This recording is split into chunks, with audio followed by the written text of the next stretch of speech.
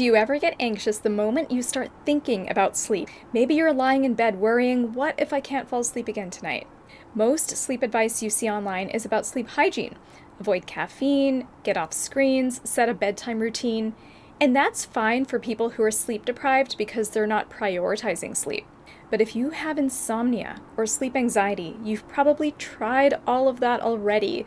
In fact, you might have better sleep hygiene than anyone you know, and you're still lying awake. The truth is, the more you try to fix it, the worse it often gets. I'm Dr. Nishi Bhopal. I'm a sleep doctor and psychiatrist, and I've seen this over and over again with my patients. In this video, I'll show you 3 science-backed ways to stop sleep anxiety by treating it more like a phobia than a bad habit. Step 1 is to see anxiety for what it is. Sleep anxiety isn't just about stress. It is more like a fear. Your brain has learned to fear the very experience of being awake at night. It's a survival response. When your brain thinks you're in danger, it keeps you awake to protect you, which means the more afraid you are of not sleeping, the harder it is to fall asleep. Naming it as a phobia helps take away the shame. It's not a weakness, it's not that you're doing something wrong, but it's a conditioned response that can be retrained. Step 2 is to challenge catastrophic fears about sleep. A big part of sleep anxiety is catastrophic thinking. The belief that if you don't fall asleep, you'll fall apart the next day.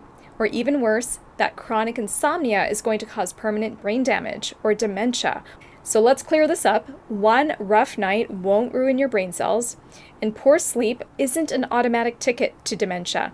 There's many other factors that influence brain and body health, like nutrition, exercise, social connection, community, finding purpose in life, and continuing to learn new things to challenge your brain. Sleep is important, but it's not the only factor.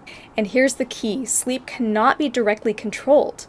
You can only set up the conditions that make it more likely. What you can control, though, are those other lifestyle factors, and focusing on those reduces the fear that keeps you awake. And if you're ready to go deeper, whether you struggle with sleep yourself or you work with clients or patients who do, join my free masterclass on how to quiet racing thoughts and sleep through the night. The link to that is right below this video. Step number 3 is to practice distress tolerance and live your values.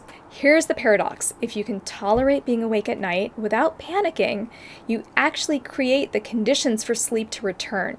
Think of it like swimming. If you thrash around, what's going to happen? You're going to sink and you're going to tire yourself out. But if you let go and you do nothing, you let yourself float, what happens? The water actually holds you up. It's the same with sleep. The harder you chase it, the more you thrash around, like if you're swimming, the harder it gets. But if you let go of the outcome and you allow yourself to simply rest, to simply float, you actually invite sleep back in. And I know this can be easier said than done. This is where acceptance and commitment therapy comes in. Instead of obsessing about sleep, you refocus on your values.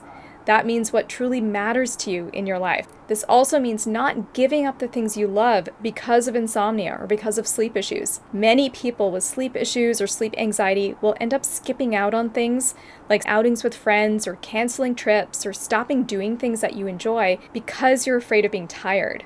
Ironically, avoiding those things actually feeds the insomnia monster. It feeds into that cycle that keeps insomnia going.